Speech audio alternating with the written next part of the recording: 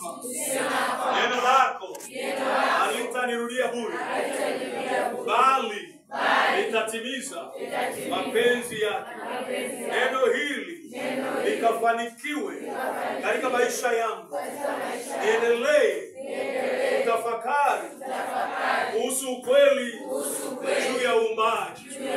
Asante Mungu Baba, uniumba kwa sura yako na mfano wako.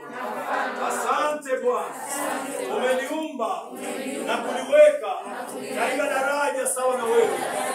Na kushukuru na kuinulia utukufu. Asante kwa kuumba mbingu ili kuitumikia dunia, na dunia kumtumikia mwanadamu, nami mwanadamu kukuhudumia wewe na kukutumikia.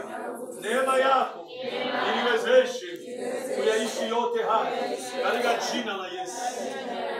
Mungu Baba, katika jina la Yesu.